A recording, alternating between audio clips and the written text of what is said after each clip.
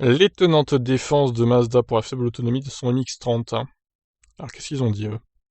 Mazda ne juge pas son SUV électrique digne d'une voiture principale pour un foyer, en cause son autonomie très limitée. Ah bah ça c'est clair, on a remarqué, hein, merci. Donc batterie de 35,5 kWh, c'est pas utile, hein, je pense que c'est la capa totale, on doit être autour de 28 ou 29 utile, pas plus. 200 km de LTP, dans les faits la Mazda MX-30 ne propose que 170 km elle. Quel échec, quel fiasco, c'est pire que la Honda E quoi.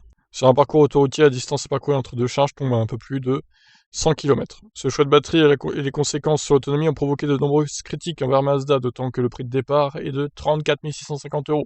Pour le haut de gamme, il faut compter près de 40 000 €. Une véritable escroquerie, hein. C'est clair. Un représentant de la marque a récemment défendu le MX-30 dans un article publié par Automotive News Canada. Mark Payman, directeur de l'électrification pour Mazda Canada, a tenu des propos qui trahissent une stratégie osée. Selon lui, le MX-30 n'est pas un véhicule principal pour un foyer. Malgré son gabarit de SUV, il doit servir pour les petits trajets. Nous arrivons sur le marché avec un véhicule comme le MX-30 qui a une plus petite batterie et une plus petite empreinte environnementale. Il remplit toutefois les besoins de 80% des clients qui l'utiliseront.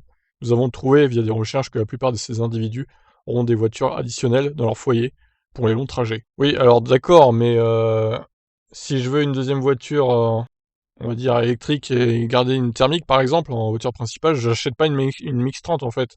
Je prends plutôt une Spring qui est juste plus de 2 fois moins chère, hein, juste ça. Qui a plus d'autonomie en plus, c'est quand même le comble. En plus, elle est pas belle, hein. Franchement, j'aime pas du tout, hein.